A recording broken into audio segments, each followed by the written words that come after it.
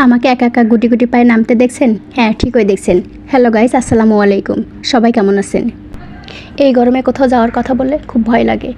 এত বেশি গরম, গরমে না আছে খেয়ে শান্তি, না আছে পরে শান্তি। তবুও কী করার, বের হয়ে গেলাম খুব প্রয়োজনীয় একটা জিনিস কেনার উদ্দেশ্য। কী কিনতে যাচ্ছি, কোথায় যাচ্ছি, পুরো ভিডিওটি দেখতে থাকুন। এখন তো আপনারা আমার পরিবারের সদস্য, তাই ছোটোখাটো বিষয়গুলো আপনাদের সাথে শেয়ার করি, খুব ভালো লাগে। ভিডিওটি আমার আগেই করা ছিল, ব্যস্ততার কারণে আপলোড দেওয়া হয় নাই। কিছু কিছু মানুষের ভালোবাসা রাস্তাঘাটেও ঘুরে বেড়ায়, এটা দেখে জেলাস ফিল করবেন না। সামনে দেখছেন আমার ভাই বোন কি মহব্বতের সাথে হেঁটে যাচ্ছে।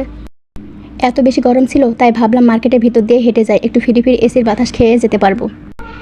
ফিরি এসির বাতাস খেতে খেতে আবার সিঁড়ি দিয়ে উপরে উঠে গেলাম আমার মেন টার্গেটে। কী কিনতে এসেছি এখন ঠিকই অনুমান করতে পেরেছেন, তাই না?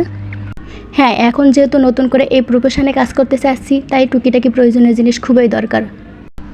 একটু একটু করে ধাপে ধাপে এগিয়ে যাচ্ছি, আপনাদের ভালোবাসা ও সাপোর্ট খুবই দরকার। এখন মূল কথায় আসি, কী কিনতে আসছি সেটা কিন্তু আমি এখনও জানাই নাই।